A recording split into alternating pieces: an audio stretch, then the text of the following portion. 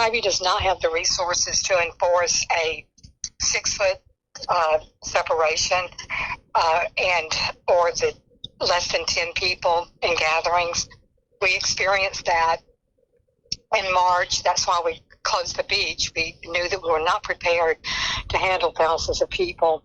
Beaches are now reopening in Georgia just one day after Brian Kemp, the governor of Georgia, issued a statewide stay-at-home order. Now, this is actually a really big problem because essentially the details of the order, the way that it was written, it overrules any kind of statewide ordinance where it regards to how to respond to the pandemic, and there was not any kind of specific regulation in the order that beaches needed to close as well. And so we're looking at a situation where local communities in Georgia, sort of local beachwide communities such as you just listened there, the mayor of, I believe it was Tybee, I'm actually not sure how to say it. I'm sorry. Forgive me, any Georgians watching this. I used to live in Georgia myself, but I don't know how to pronounce that one. I'm sorry.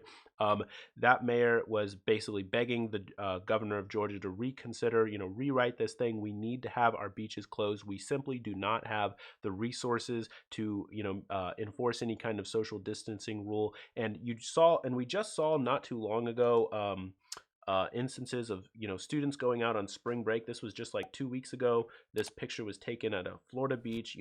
A bunch of Texas students coming back and being sick with coronavirus, and of course that leads to a situation where now with schools closing, colleges closed, school closing, where people are gathering at beaches and then going back home and then spreading it all around the country, and so you end up with pockets of coronavirus beginning to spread in in little small towns where it wouldn't have otherwise, that it all began on some beach where everybody was all congregating and gathering. So guys, now is not the time to go to the beach. I know that you might want to. I know that you think to yourself, well, I can just avoid other people, and maybe you can, but that's not the point.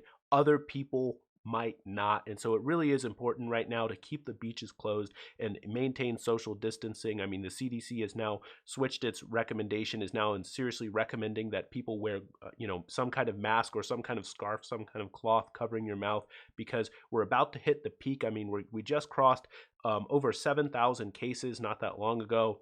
7,000 deaths as a result of the coronavirus. So, I mean, this thing is really, really bad, and things are about to peak in the next 2 weeks or so. And so we really need to be, looking out for one another. Right now is we need to remember that we're part of a community, and, it does take sacrifices. So as much as you might want to go to the beach, you shouldn't go to the beach. And if you live in Georgia, as I used to, and I have a lot of friends who still live in Georgia, you should write your governor, message your governor in some way, get in contact, say that, the beaches need to be closed. This is something that is really, really important, not just for Georgia itself. It is important for Georgia, but also for all around the country, because the way that this virus travels, it travels very quickly around the country, and as you saw, around the world, as we've seen around the world. And so someone could be going to a beach in Georgia and then going to another friend, and then that friend goes to Virginia where I live, and then I get sick, and then we're all in trouble. My point here is this: we're all in this together. We've got to fight this together. And Governor Kemp of Georgia,